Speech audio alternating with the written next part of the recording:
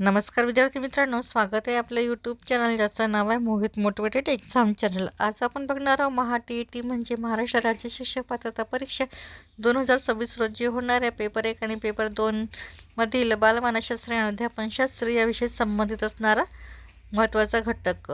चला तर मग सुरुवात करूया व्हिडिओला।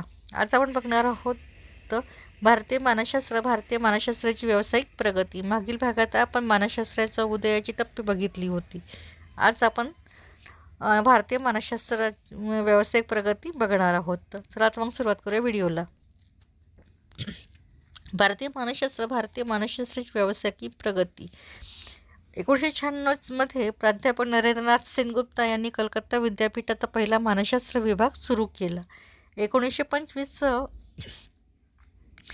इंडियन सायकोलॉजिकल असोसिएशनची स्थापना व इंडियन सायकोलॉजिकल जर्नलची सुरुवात त्यांनी केली। 1940 साली कलकत्त्यामध्ये लुंबिनी पार्क मनोरुग्णालयाची स्थापना झाली। त्यानंतर 1945 ते 1990 संरक्षण संशोधन खात्याची मानसशास्त्र शाखा स्थापन करण्यात आली, जी भारताच्या संरक्षण विज्ञान आस्थापनाचा एक भाग आहे।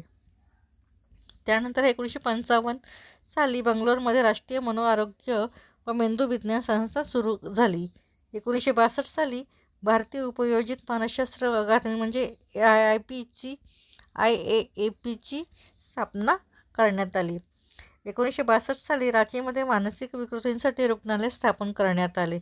1968 मध्ये भारतीय चिकित्सालयीन मानसशास्त्रांची संघटना सुरू करण्यात आली। त्यानंतर 1989 राष्ट्रीय मानसशास्त्र अकादमीची स्थापना झाली। तर ही होती भारतीय मानसशास्त्राची व्यावसायिक प्रगती। व्हिडिओ आवडल्यास व्हिडिओला लाईक करा, कॉमेंट्स करा, जास्तीत जास्त व्हिडिओला हाईप करा आणि चॅनलवर जर नवीन असाल तर चॅनलला सबस्क्राईब करायला विसरू नका।